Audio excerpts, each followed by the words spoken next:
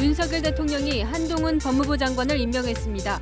민주당은 해임 건의안까지 검토하겠다며 강하게 반발했습니다. 여야 강대강 충돌 집중 분석합니다. 5.18 민주화운동 기념식을 하루 앞두고 광주에서 전야제가 열리고 있습니다. 민주당은 지도부가 총집결했습니다. 윤석열 대통령은 내일 여권 인사 100여 명과 함께 특별 열차를 타고 내려갑니다. 김정은 위원장이 마스크 2장을 겹쳐 쓰고 시찰에 나서는 등 북한의 열악한 코로나 방역 수준이 드러나고 있습니다. 북한은 어제 항공기를 중국에 급파해 의약품을 받아간 것으로 알려졌습니다. 2년 4개월간 코로나 방역 사령탑을 맡았던 정은경 질병관리청장이 물러났습니다. 국회 마지막 업무 보고에선 여야 모두 노고를 취하했습니다. 간편조리로 인기를 끈 일부 밀키트 제품의 나트륨과 포화지방 함량이 1일 기준치를 훨씬 넘는 것으로 나타났습니다.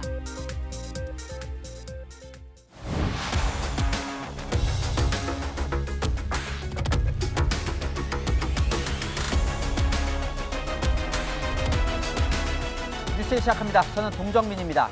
윤석열 대통령의 장관 임명 속도가 역대 가장 빠른 수준입니다. 취임 일주일 만에 장관 16명을 임명했는데요. 민주당이 절대 불가를 외친 한동훈 법무부 장관도 오늘 임명했습니다. 이제 딱 두 자리, 교육부와 복지부 장관만 남았는데요. 공백 없는 국정 운영을 위한 이 선택이라지만 야당은 대통령이 국회에서 협치를 외치더니 다음 날 강행이냐며 강력 반발했습니다. 한동훈 장관은 곧바로 취임식을 열고 정의와 상식을 법무부의 방향으로 제시했습니다. 첫 소식 송찬욱 기자입니다. 윤석열 대통령이 오늘 오후 5시 한동훈 법무부 장관을 임명했습니다. 어제까지 인사청문 경과 보고서를 보내달라고 국회에 요청했지만 여야 이견으로 보고서가 채택되지 못하자 임명을 강행한 겁니다. 한동훈 장관 후보자 임명은 절차대로 진행할 계획이신지 궁금합니다. 어제까지 뭐가 안 왔기 때문에 일단 출근해서 한번 검토를 해보겠습니다. 윤 대통령은 결격 사유가 없다고 판단하고 공백 없는 국정 운영을 위해 임명한 걸로 알려졌습니다. 대통령실 관계자는 야당은 대통령이 일방통행한다고 얘기하지만 국민들은 국정의 발목이 잡혀 있다고 생각할 것이라고 말했습니다. 한 장관과 함께 김현숙 여성가족부 장관도 임명하면서 장관 18명 가운데 16명이 채워졌습니다. 현재까지 야당 반대로 임명을 강행한 사례는 6명입니다. 한 장관은 윤 대통령의 임명 제가 후 국립현충원에 들러 참배한 뒤 과천 법무부 청사에서 취임식을 가졌습니다. 한덕수 국무총리 후보자는 야당의 인준을 요청한 상태고 정호영 보건복지부 장관 후보자는 임명을 고심하는 걸로 전해집니다. 윤석열 정부는 오늘로 출범 8일째인데 1기 내각 구성을 완료하는 데까지 이명박 정부는 18일, 박근혜 정부는 52일, 문재인 정부는 196일이 걸렸습니다. 한 장관 임명은 강행했지만 협치에 대한 윤 대통령의 의지는 강하다는 게 대통령실 입장입니다. 대통령실은 윤 대통령과 야당 지도부와의 회동 제안에 민주당이 화답해 주기를 기대하고 있습니다. 채널A 뉴스 송찬욱입니다. 하지만 한동훈 법무부 장관 임명에 민주당은 한마디로 폭발했습니다. 취임도 하기 전에 해임 건의안을 검토하겠다고 나설 정도인데요. 여론 눈치를 보던 한덕수 국무총리 후보자 인준 투표, 당 지도부는 20일 부결을 강하게 시사했습니다. 격앙된 민주당 분위기는 유주은 기자가 전합니다. 민주당은 윤석열 대통령이 하루 만에 협치를 뒤집었다고 비판했습니다. 강병원 의원은 SNS에 내로남불과 정치보복 선전포고라고 비판했습니다. 박범계 의원은 불통과 독주가 만나 어떤 변주곡이 될 것인가 막아내야 하지 않을까라고 주장했습니다. 한 장관 임명 강행에 민주당은 해임 건의안 카드까지 꺼내들었습니다. 오영환 민주당 선대위 대변인은 임명을 강행하면 국민 의견을 받아들여 검토할 수 있다는 것은 확실하다고 했습니다. 또 오는 20일 본회의를 열어 한덕수 총리 후보자 인준 투표를 추진할 계획인데 돌아올 수 없는 강을 건넜다며 부결로 가닥을 잡은 모습입니다. 윤석열 대통령의 오만과 독선의 시대는 국민으로부터 반드시 심판받을 것입니다. 국회 법제사법위원회에서는 한동훈 장관 임명을 두고 여야가 시작부터 부딪혔습니다. 국회를 무시해도 이렇게 무시할 수 있는가라는 생각이 들고요. 한동훈 장관이 이렇게 결격 사유가 있다라고 우리 주장을 하는데 한덕수 총리의 인준에서 부결시키겠다. 이것을 지금 얘기하고 있는 것입니다. 그 명분을 쌓기 위해서 국회 운영위원회에서도 야당의 인사 비판이 이어졌습니다. 도덕성이라는 부분에 대해서는 생각을 하지 않기 때문에 이렇게 지금 인사 참사가 나고 있는 거 아닙니까? 검찰 재직 시절 성비위로 징계성 처분을 받은 윤재순 대통령실 총무비서관은 결국 사과했지만 해명 과정에서 또 다른 구설을 낳았습니다. 그때 소위 말하는 생일법이라든가를 처음 제가 당해봤습니다. 뭐 해줄까 그래서 뽀뽀해주라 라고 화가 나서 했던 말은 맞습니다. 그래서 버리다 하고 갔던 것이고요. 한동훈 장관 임명 강행과 민주당의 반발로 전국은 극한 대치로 치달을 것으로 보입니다. 채널A 뉴스 유주은입니다. 오늘 국회에선 새로 임명된 장관들이 상임위 대비를 했는데요. 원희룡 국토부 장관은 야당 의원들로부터 질문 하나 받지 못하고 퇴장해야 했습니다. 야당에 패싱당한 장관들 이민찬 기자 보도 보시고 한동훈 장관을 둘러싼 오늘 하루 아는 기자와 더 자세히 살펴봅니다.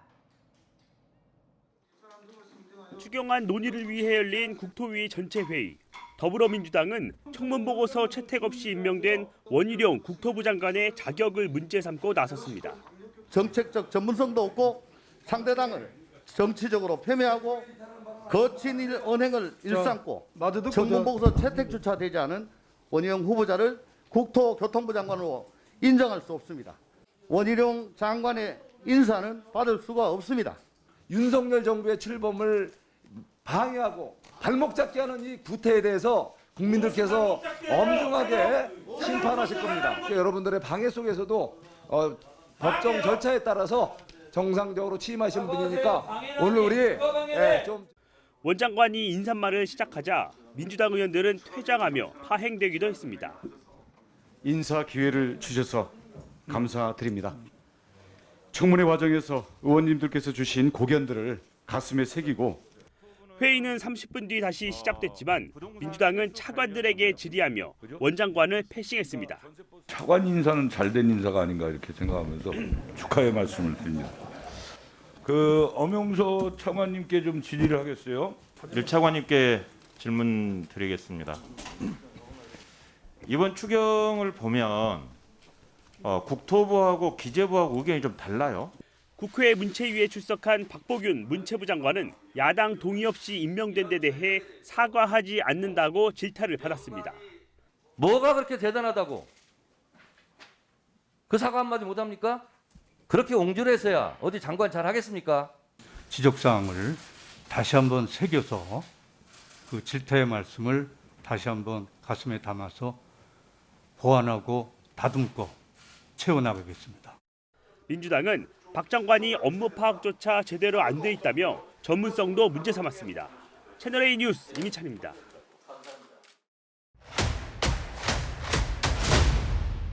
아는 기자 아자 시작합니다. 정치부 조영민 기자가 인사와 관련한 이 대통령실의 속내를 취재하고 왔습니다. 시청자 질문으로 시작을 하죠. 네. 그러니까 어제 국회 가서 협치하자고 해놓고 다음 날에 오늘 한동훈 후보자 임명하는 건 뭐 언행 불일치 아니냐 이런 말씀이신 것 같은데요. 네. 시청자분의 지적에 답이 있다고 볼 수 있을 것 같은데 협치와 인사는 별개다. 이 윤석열 대통령의 의중은 좀 이렇게 정리할 수 있을 것 같습니다. 대통령의 인사권은 협치의 대상은 아니라는 건데요. 이 대통령의 인사는 윤석열 정부가 일할 수 있는 최소한의 조건일 뿐이다. 이런 이야기도 안에서 나오고 있습니다. 그렇기 때문에 특별한 결격 사유가 없는 한동훈 장관 임명은 당연한 것이라는 거죠. 어제 국회에서 강조했듯이 협치는 협치대로 진행할 것이다. 이런 논리입니다. 협치와 인사는 별개다. 네. 근데 이런 말이 민주당에 통할까 싶습니다. 통할 리가 없겠죠. 당장 목소리로 좀 준비해봤습니다. 국정 갈등의 폭탄으로 작용할 한동훈, 김현숙 후보자 등 부적격 인사의 지명 처리를 다시 한번 강력하게 촉구합니다. 윤석열 대통령의 오만과 독선의 시대는 국민으로부터 반드시 심판받을 것입니다. 이 당내에서 쓴소리를 좀 마다하지 않았던 이상민 의원 역시 한 후보자 임명은 협치를 깨자는 것이라고 비판하기도 했습니다. 현 정권에서 한동훈 장관을 포기할 수 없는 이유도 조영민 기자가 좀 취재를 해봤죠. 여러 이야기를 좀 들어보면 이 다목적 포석이다 좀 이렇게 표현할 수 있을 것 같습니다. 굳이 말하지 않아도 대통령의 의중을 가장 잘 알 것이라고 판단되는 인사 딱 한 명 꼽아라. 한동훈 장관이겠죠. 대통령의 통치 철학을 내각에 전파하고 일종의 군기를 잡는 역할도 하게 될 거고요. 다른 한편으로는 대통령을 향한 이 외부의 비판을 대신 받아내는 이른바 총알바지 같은 역할 이런 것도 할 것으로 보입니다. 사실 매 정권마다 대통령의 복심이란 표현으로 이런 류의 이제 인사들이 좀 존재했었죠. 이명박 정부에서는 이상득 전 국회의장과 이재호 전 특임장관이 그랬고요. 박근혜 정부에서는 최경환 전 경제부총리를 좀 꼽아볼 수 있을 것 같습니다. 문재인 정부에서는 윤건영 전 국정상황실장이 복심으로 불렸었죠. 네, 그런데 아직 남은 두 사람이 더 있잖아요. 맞습니다. 한덕수 총리부터 보면 민주당이 더 인준해주기가 힘들어진 거 아닙니까? 맞습니다. 한 총리만큼은 이제 임명을 위해서는 민주당의 동의 절차가 필수입니다. 오늘 이 한동훈 장관 임명으로 민주당이 부결적으로 좀 결심하는 분위기인데요. 여론을 봐가면서 이제 차일피일 좀 미뤘던 인준 투표를 오는 20일에 하겠다고 나섰습니다. 대통령실에서도 사실 한 총리 후보자 인준을 크게 기대하는 분위기는 사실 좀 아닌 것 같습니다. 네. 이미 추경호 경제부총리가 이제 대행 체제로 가동 중이고 총리 공백에 따른 이 국정 운영의 차질은 없어 보이거든요. 이 말 그대로 해볼 테면 해봐라. 강대강 대치 국면이 지속될 수밖에 없는 국면인 것 같고요. 인준 투표 결과는 일단 조금 더 지켜봐야 할 것 같긴 한데 네. 지방선거를 앞둔 만큼 여론의 향배가 이 인준 투표 결과를 좀 좌지우지하지 않겠냐 이런 해석이 나옵니다. 그러니까 20일에 하겠다는 거죠, 네. 투표를. 자, 그러면 한 명 남죠? 시청자분께서 질문 주신 이 사람. 정호영 보건복지부 장관 후보자는 어떻게 되는 겁니까? 역시 좀 가장 관심 가는 인사입니다. 일단 현재까지 저희가 좀 취재한 바로는 정호영 복지부 장관 후보자 역시 좀 임명하는 쪽으로 분위기가 유지되고 있는 상황으로 파악이 되고 있습니다. 다만 이미 청문 보고서 재송부 시한이 한참 지난 정 후보자를 아직까지 윤 대통령이 임명하지 않고 있다는 부분이 좀 주목할 필요가 있을 것 같습니다. 민주당 일각에서는요. 정호영만큼은 절대 안 된다. 이런 기류도 있는 게 사실이거든요. 네. 한덕수 총리 임명과 맞물려서 야당과의 이 조율을 위한 카드가 될 수도 있을 것 같습니다. 자, 그런데 오늘 임명된 한동훈 장관은요. 임명 발표가 나자마자 바로 아주 이례적으로 바로 취임식을 했어요. 취임사도 아주 거침이 없었고요. 일정이 사실 굉장히 뭔가 준비가 돼 있는 것처럼 발빠르게 움직였는데 이 한동훈 법무장관 오늘 오후 5시쯤 이제 임명 공지가 떴거든요. 네. 곧바로 현충원을 방문했고 곧바로 취임식을 진행했습니다. 한 장관 취임사에서도 하고 싶은 말을 굉장히 빼곡히 담았습니다. 우선 추미애 전 장관이 검찰의 직접 수사를 축소하는 과정에서 없앴던 증권범죄합동수사단 재출범을 선언했고요. 지난 인사청문회에서 검수완박 법안에 한다면서 했던 말들 고스란히 담았습니다. 할 일 제대로 하는 검찰을 두려워할 사람 오직 범죄자뿐이다. 이런 말을 똑같이 한 건데요. 그러면서 자신과 함께 형사사법체계를 바로 세우도록 최선을 다하자 이렇게 강조하기도 했습니다. 네, 앞으로 관심이 집중되겠지만 네. 가장 우선 이 검찰 인사가 최대 관심일 것 같습니다. 맞습니다. 이 검찰 내부에서는 대규모 물갈이 인사가 있을 것이다, 곧 이루어질 것이다 이런 이야기들이 벌써부터 나옵니다.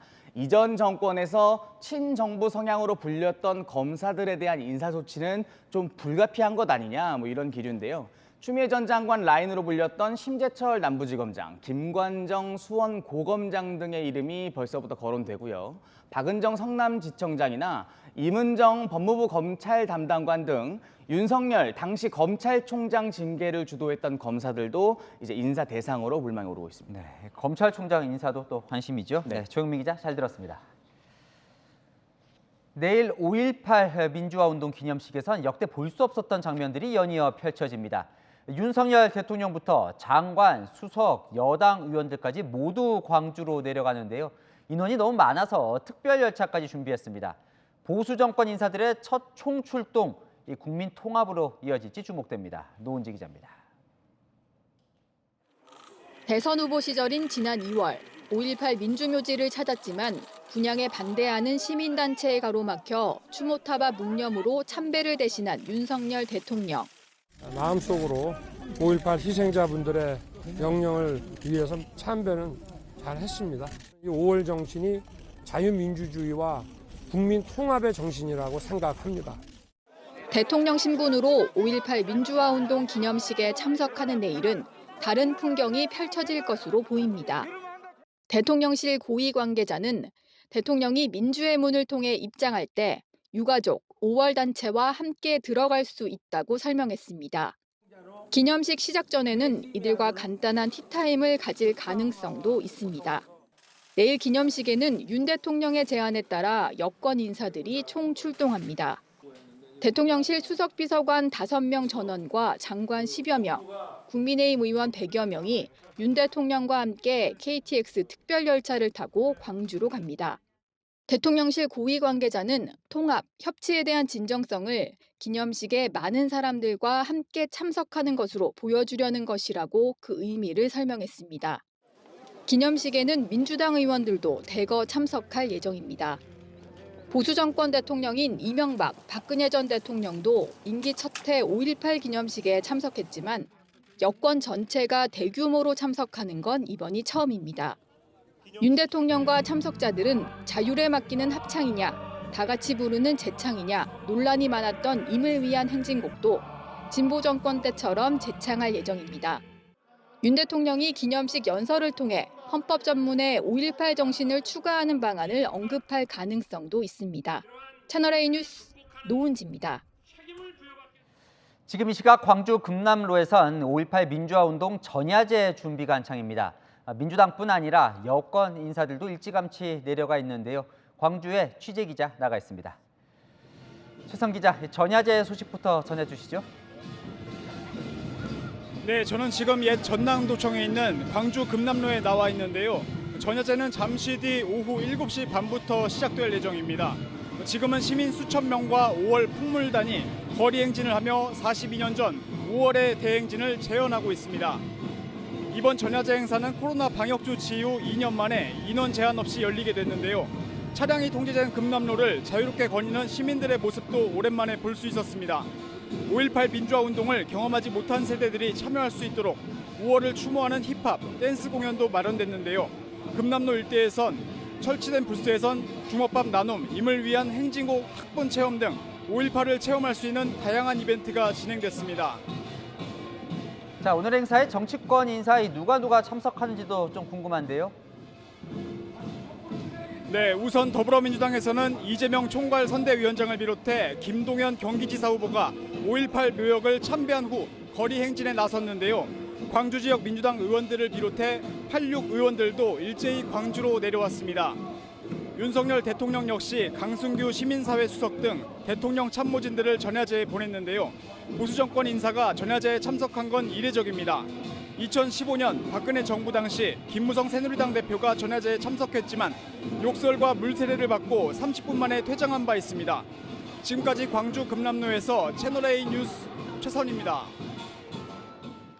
네, 코로나 누적 확진자가 150만 명에 달하는 북한은 이 와중에도 김정은 위원장의 시찰 모습을 치켜세우고 있습니다.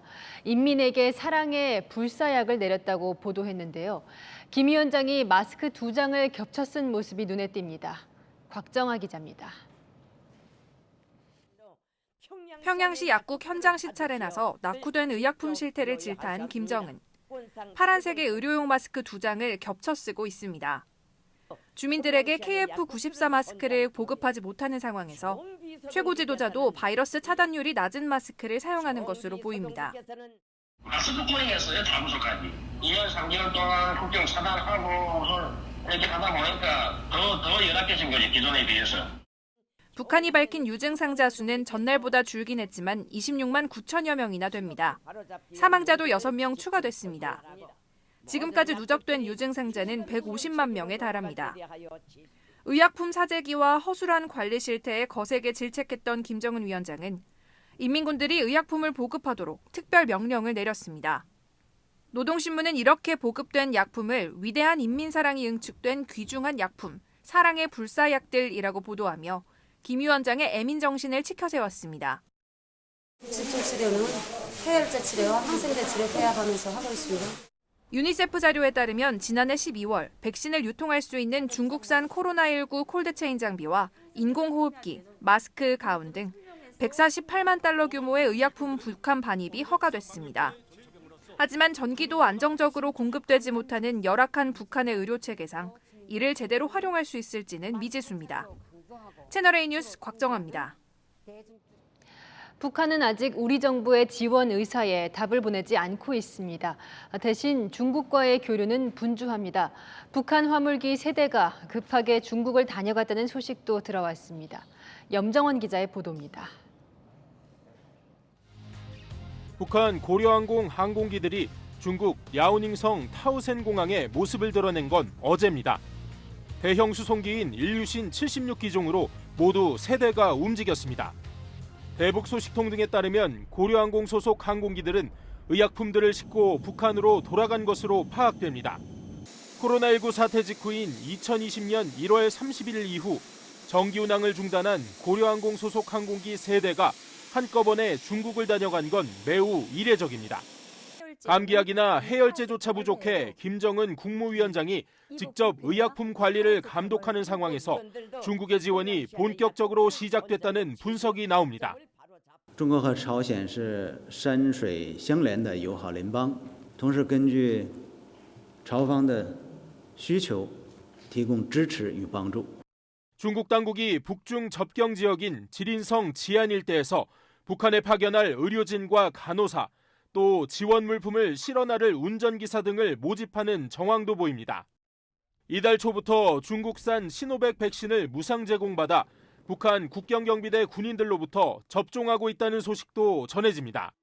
북중 간 접촉이 활발해지는 반면 실무 접촉 제안을 담은 우리 정부의 대북 통지문에 대한 답은 오지 않고 있는 상황입니다. 중국 등 국제사회와 어제 그 한중 화상통화 때도 있었지만 계속해서 소통하고 협력해 나가는 역할, 노력 이런 것들을 계속해 나갈 것입니다. 정부는 북한이 직접 지원을 원치 않을 경우 국제기구나 민간을 통한 간접 지원과 함께 필요시 대북 제재 면제 등도 미국과 논의하겠다는 구상입니다. 채널A 뉴스 염정원입니다. 북한의 긴박한 오미크론 확산이 핵실험 계획에도 영향을 줄 수 있다는 관측이 나왔습니다. 오는 21일 한미 정상회담에서도 대북 방역 지원이 논의될 것으로 보입니다. 이다혜 기자입니다. 권영세 통일부 장관은 북한의 코로나 확산이 핵실험 일정에 영향을 줄 수 있을 거라고 밝혔습니다. 북한이 그 오미크론 확산이 되고 있어서 그게 변수로 작용할 것이라 보시나요? 김정은 위원장이 스스로 이건 대동란이라고 표현할 만큼 큰 사건이기 때문에 그 사건이 이 오미크론 상황이 핵실험에도 영향을 줄 수는 있을 것이다. 바이든 미국 대통령의 방한 기간 전후 북한의 핵실험 도발 가능성에도 영향이 있을 수 있다고 말했습니다. 북한의 도발과는 별개로 미국과 협의를 통한 북한 지원 가능성도 언급됐습니다. 한미 한국 정상 간의 주말 회담에서 북한의 백신 등 방역 지원 문제가 다뤄질 가능성도 있지 않겠습니까? 미국 토니 블링켄 국무장관과 화상 통화를 하면서 한미 간의 이러한 인도적 지원의 필요성에 대해서 논의한 바 있습니다. 논의할 가능성이 있다고 생각합니다. 박진 외교부 장관은 일각에서 제기되는 문재인 전 대통령 대북 특사설에 대해서는 들은 바 없다고 일축했습니다.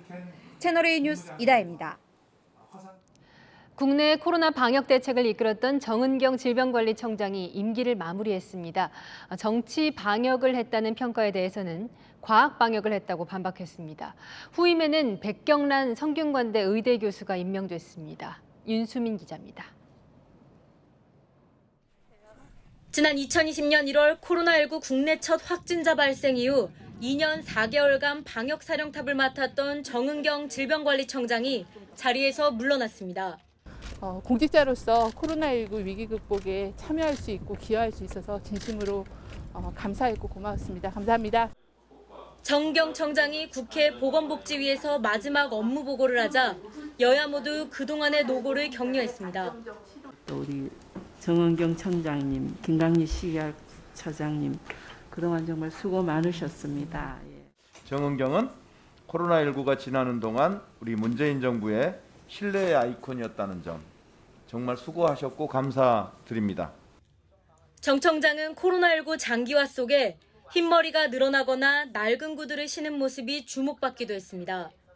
하지만 방역 대응 주도권을 질병청이 아닌 청와대에 내주며 정치 방역했다는 비판도 받았습니다. 정 청장은 임상실험 등 근거를 가지고 방역 정책을 추진했다며 반박했습니다.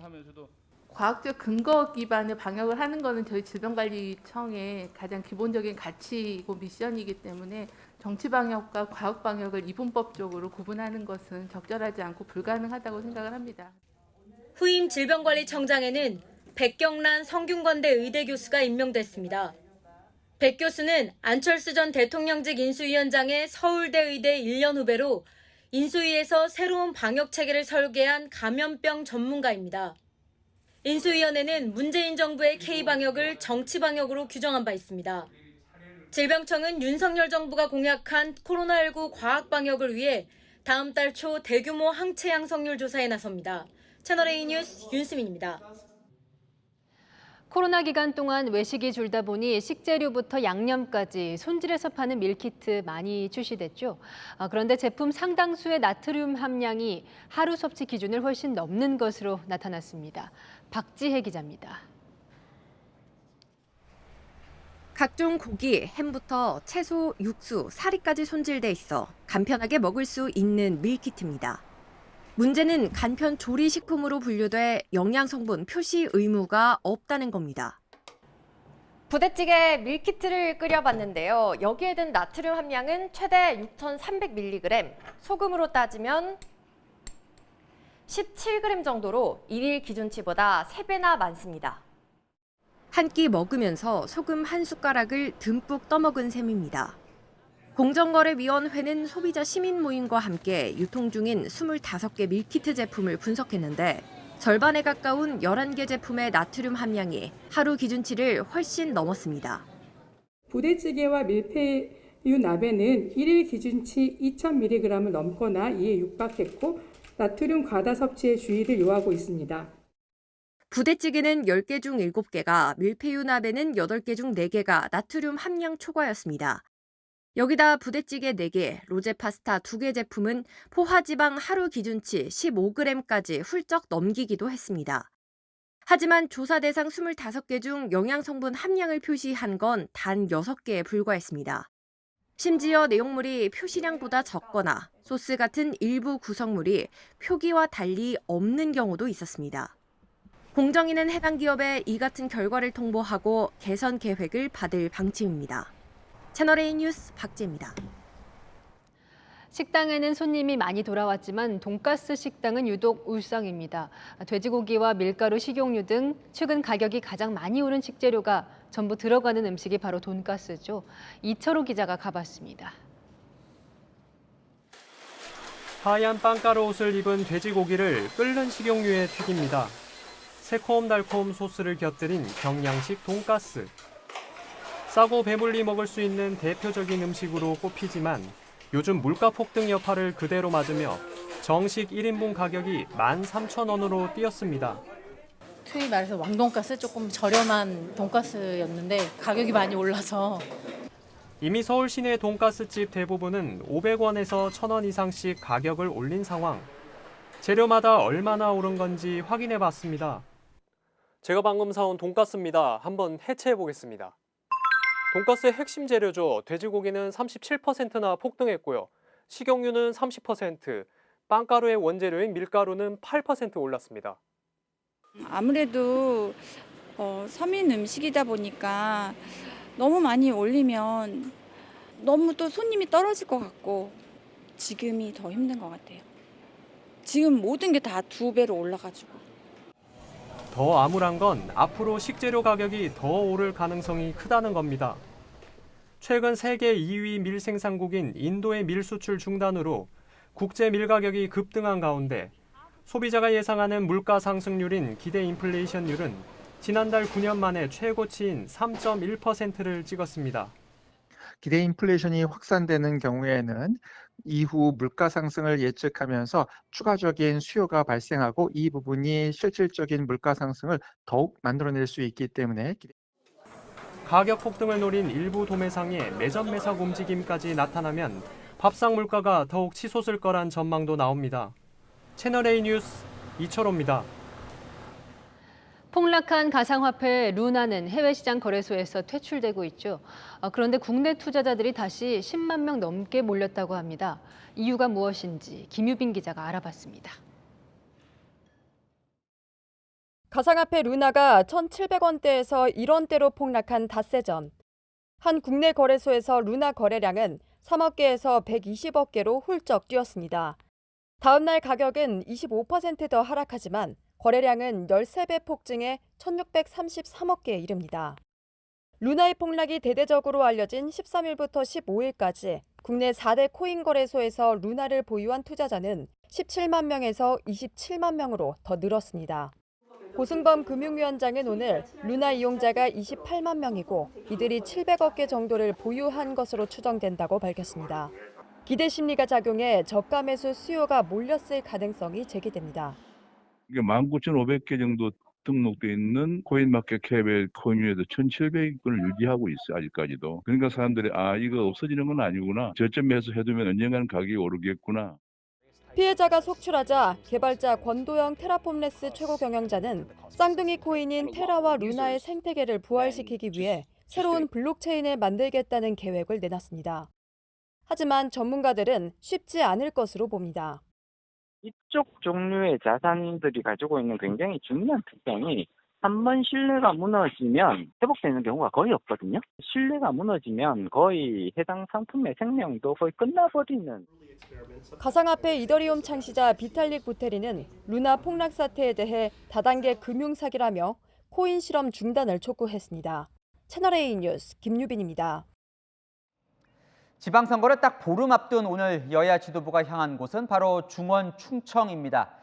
지금은 대전, 충남, 충북, 세종 이 광역단체장 4곳 모두 민주당 소속이지만 이 2달 전 대선에선 세종을 뺀 3곳에서 윤석열 대통령이 앞섰는데요. 오늘 선거 소식을 안보겸 전혜정 기자가 차례로 전합니다. 국민의힘 지도부는 부산시당 선대위 출범식에 참석해 산업은행 부산 이전과 가덕 신공항 조기 완공 등을 약속했습니다. 산업은행의 부산 이전, 이번 지방선거 결과를 통해서 더 확실하게 취재해야 되지 않겠습니까, 여러분? 이준석 대표는 곧바로 대전을 찾아 민주당 심판론을 강조하며 충청 민심에 구애했습니다.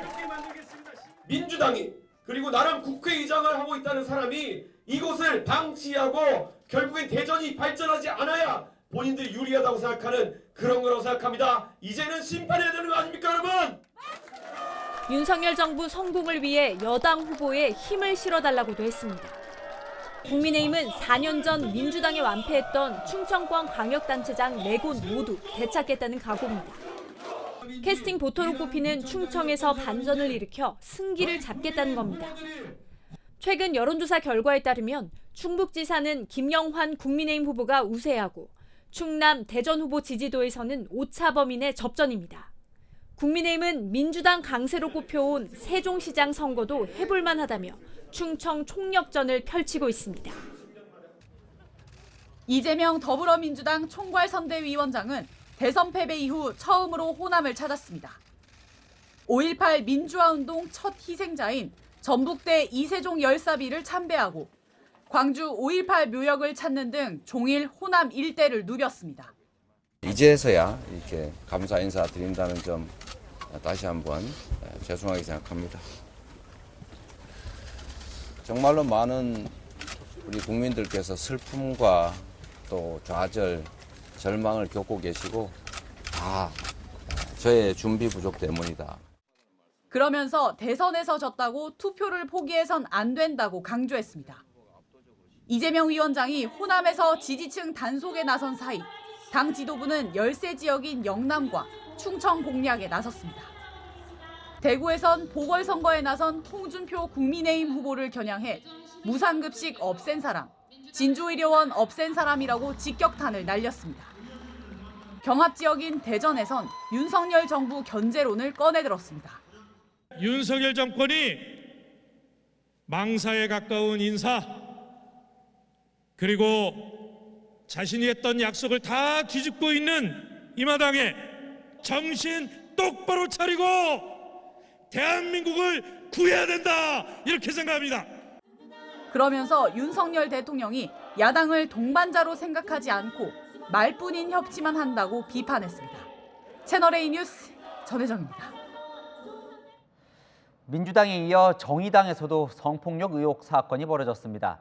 피해 사실을 밝힌 강민진 전 청년정의당 대표는 이 사건 이후에 당 지도부가 은폐를 하려 했다는 폭로도 했는데요. 당 지도부가 부인하면서 진실 공방이 벌어지고 있습니다. 최수연 기자입니다. 정의당은 청년 조직을 맡았던 강민진 전 청년정의당 대표의 성폭력 사건 발생에 대해 송구하다고 고개를 숙였습니다. 하지만 당 지도부가 성폭력 사건을 은폐했다는 강 전 대표의 주장은 사실이 아니라고 반박했습니다. 앞서 강 전 대표는 지난해 11월 모 시당위원장으로부터 성폭력을 당했고 이를 여영국 대표에게 알렸지만 지도부가 묵살했다는 취지의 글을 올렸습니다. 대표단 회의에서 제안하고 그렇게 좀 처리할 것을 요구했던 게 강민진 전 대표의 요구사항이고요. 당내 젠더인권 특위 절차에 맞게 진행하기로 무리 없이 의사결정된 사안이고요. 강요받았다 사과를, 그건 사실관계가 다릅니다. 강 전 대표가 해당 행위를 성폭력이 아닌 청년 정치인에 대한 무례한 태도의 문제라며 조치를 요구했다는 겁니다. 정의당은 가해자의 사과문을 강 전 대표가 받아들여 절차대로 처리했다며 당시 사과문까지 공개했습니다. 강 전 대표는 곧바로 정의당 입장문 자체가 2차 가해라고 반발했습니다. 성폭력을 불필요한 신체 접촉으로 표현하고 자신이 그 용어를 썼다고 주장하는 당 입장이 경악스럽다고 비판했습니다. 여영국 대표가 비공개 회의에서 사건을 발설하지 말라고 한 말이 자신에게도 해당한다고 받아들였다며 압박이었음을 재차 주장했습니다. 하지만 정의당은 피해자를 보호하기 위해 발설하지 말라고 한 것이라고 해명했습니다. 정의당은 강 전 대표가 폭로한 당직자의 또 다른 성폭력 사건에 대해서는 무관용 원칙과 당규에 따라 사실관계 확인 및 엄정한 징계 절차를 밟겠다고 밝혔습니다. 채널A 뉴스 최수연입니다.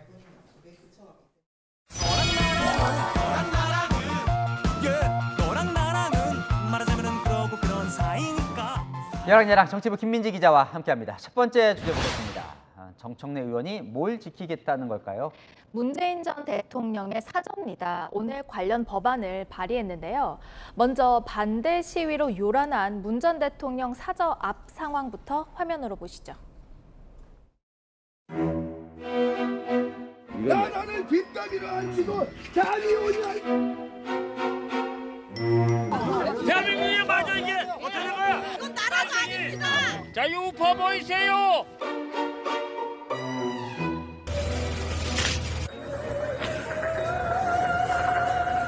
이 말이 돼 이게?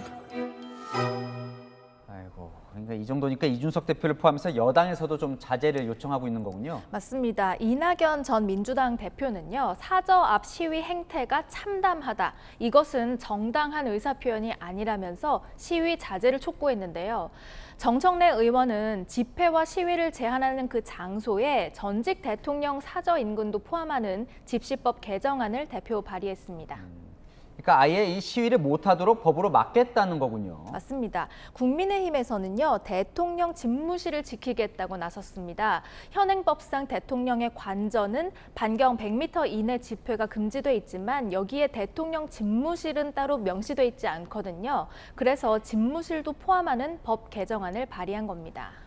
그동안에는 뭐 관저와 집무실이 청와대 안에 같이 있었으니까 저런 법이 뭐 사실 필요가 없었죠. 맞습니다. 지난 11일 법원은 용산 대통령 집무실은 관저 주변에 해당하지 않는다고 판단해서 집회를 허용한 바 있는데요.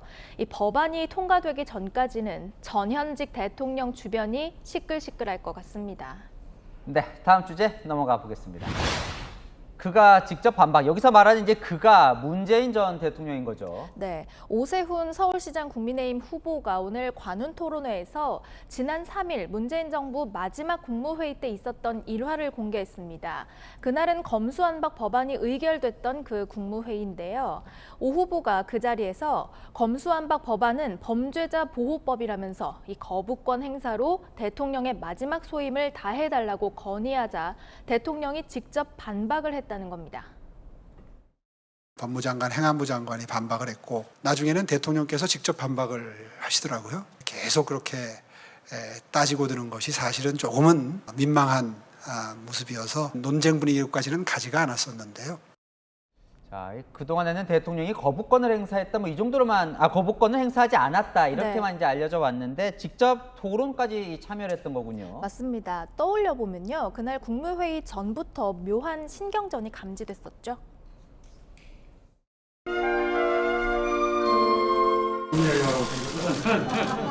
좋은 의견입니다.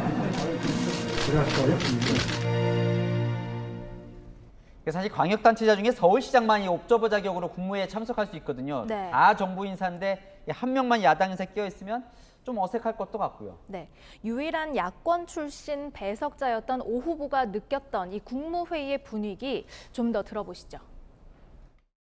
어떤 제안을 하건 건의를 하건 비판을 하건 간에 관련 부처 장관들이 굉장히 적극적으로 반박을 합니다. 물론 제가 발언을 시작하면 분위기가 싸해지죠. 그리고 벌써 눈빛이 공격적인 눈빛으로 변화가 되고.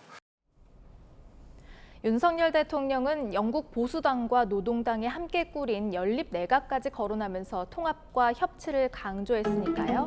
여랑, 야랑 더 잘 소통하면 좋겠네요. 국무회의까지는 아니더라도 이 중요한 국정의 경우에는 야당과 협의하면 생각지 못한 이 부작용도 찾아낼 수 있지 않을까 싶기도 해요. 네, 여랑야랑이었습니다.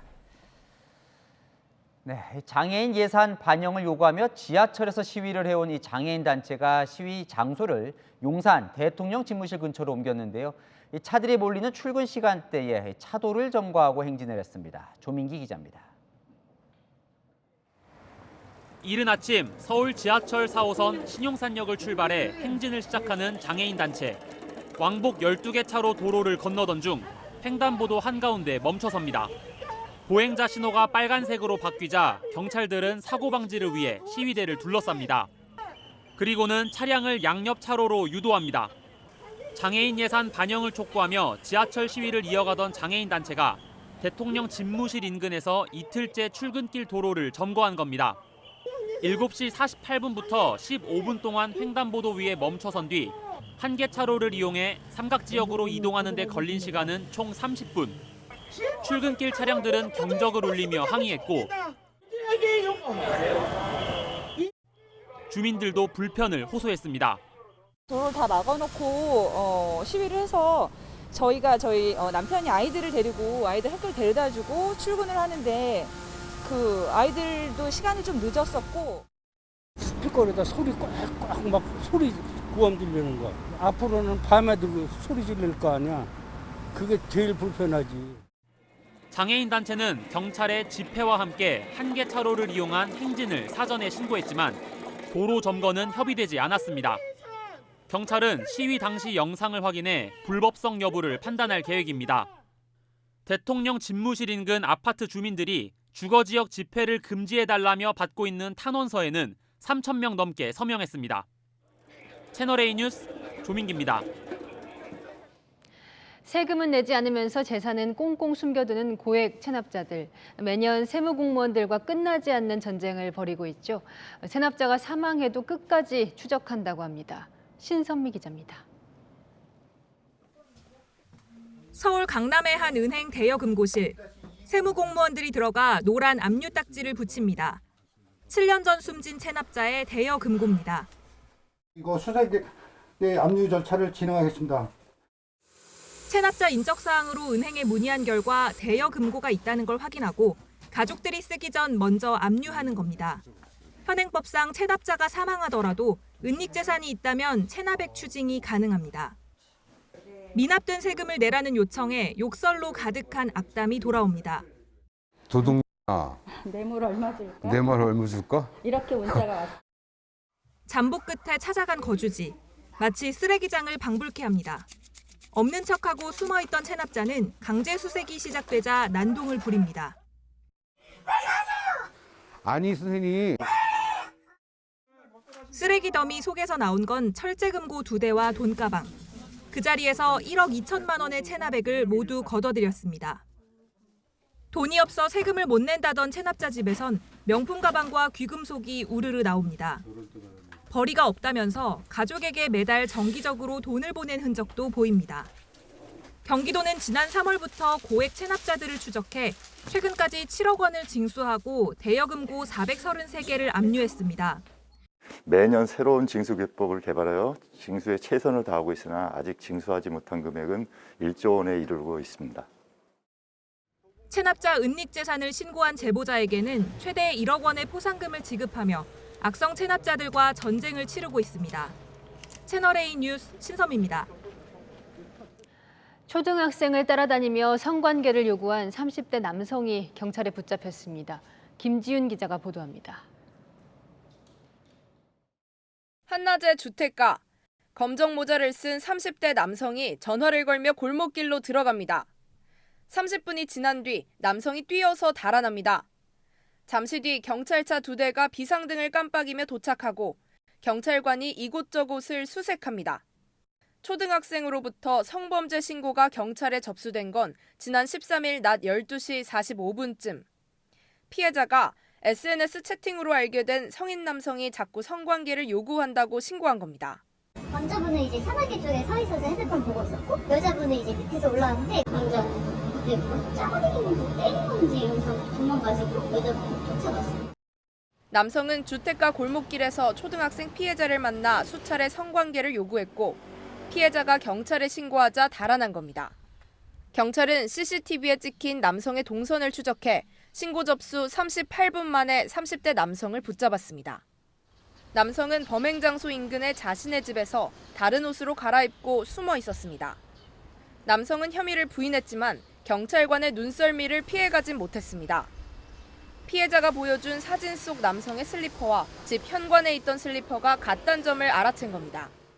계속된 추궁에 남성은 결국 범행을 인정했습니다. 경찰은 남성이 피해 학생과 성관계를 맺은 사실을 확인하고 미성년자 의제강간 혐의로 불구속 입건했습니다.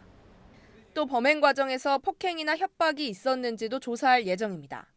채널A 뉴스 김지윤입니다. 러시아가 점령했던 우크라이나 제2도시 하르키우를 우크라이나가 탈환했습니다. 침몰 원인을 놓고 공방이 벌어졌던 모스크바함의 마지막 교신도 공개됐습니다. 강은하 기자입니다. 러시아 흑해 함대 기함인 모스크바함 선원이 긴급한 교신을 쏟아냅니다.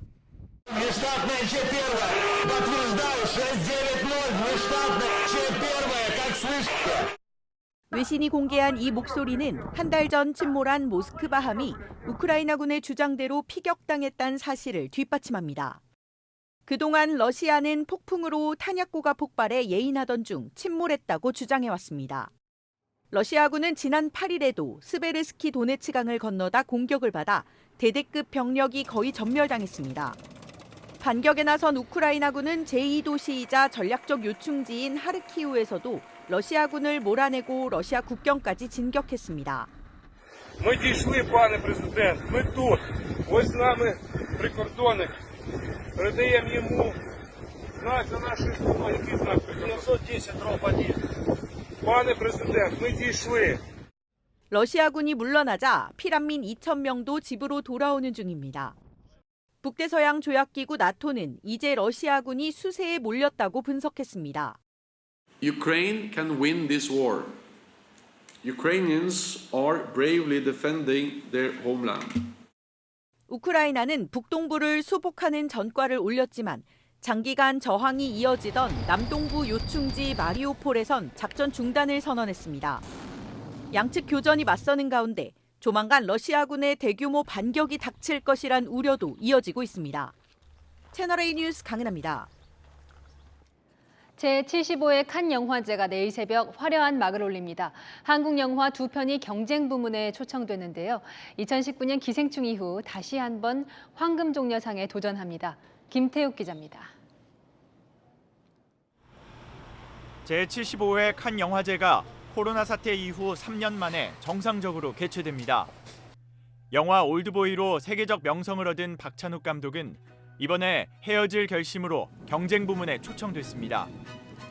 2004년, 2009년 심사위원상을 받은 이후 다시 한번 수상을 노립니다. 헤어질 결심은 박해일과 탕웨이가 그려내는 멜로 서스펜스 영화입니다. 우리 일을 그렇게 말하지 말아요. 우리 일 무슨 일이? 일본의 고레에다 히로카즈 감독의 첫 한국 영화 브로커도 경쟁 부문에 진출했습니다. 송강호, 강동원, 배두나, 아이유 등 화려한 출연진으로 관심을 모은 작품입니다. 베이비박스에 놓인 아기 때문에 특별한 여정이 펼쳐지는 내용입니다. 유괴라뇨? 아니 무슨 말씀을 그렇게? 2019년 황금 종려상을 받은 기생충 이후 한국 영화가 다시 한번 수상을 노립니다. 영상 미학적으로 상당히 스타일리시하고 약간 그 영화 안에서의 장르적인 어떤 속성이나 이런 것들이 좀 많이 있어가지고 좀 튀기는 하거든요. 감독님 영화가 이제 또 좀 큰 상을 받을 때가 됐다 기대감이 있고. 배우 이정재는 처음으로 감독을 맡은 영화 헌트로 비경쟁 부문에 초청됐습니다. 최고의 작품에 수여하는 황금 종려상은 28일 발표됩니다. 채널A 뉴스 김태욱입니다. 대기가 바짝 마르면서 다시금 산불 소식이 들려옵니다. 오늘 오전 영동과 충청 이남을 중심으로 건조특보가 확대됐는데요. 밤부터 바람도 강해지는 만큼 화재 예방에 신경 써주셔야겠습니다. 그래도 내일 소나기 소식이 있습니다. 건조함을 조금이나마 달래주겠는데요. 오전부터 낮 사이 수도권과 충남 북부에, 오후엔 강원 영서와 충북 북부, 전북 동부와 경북 내륙 지역에 오겠습니다. 서울은 빗방울 정도, 그 밖은 5에서 20mm 정도로 양은 많진 않겠지만 대기 불안정으로 돌풍과 천둥, 우박을 동반해 다소 요란하겠습니다. 내일 수도권 등 서쪽은 국외 미세먼지로 공기가 탁하겠습니다. 아침 기온 서울이 16도로 서늘하지만 한낮에 서울은 26도, 대전 29도, 대구는 30도까지 올라 오늘보다 더 덥겠습니다. 모레부터는 당분간 맑은 날씨가 이어지겠습니다. 날씨였습니다. 대통령도 검사 출신이죠. 법무부 장관도 검사 출신, 법무부 차관도 검사 출신입니다. 검찰을 가장 잘하는 이들이 곧 검찰총장과 검사 인사를 단행할 텐데요. 살아있는 권력을 수사했던 그들인 만큼 이런 인사 원칙을 세우면 어떨까요? 더 이상 검사들에게 수치스러운 꼬리표가 사라지길 바라면서요. 마침표 찍겠습니다. 친정부 검사 영명. 뉴스에 마칩니다. 감사합니다.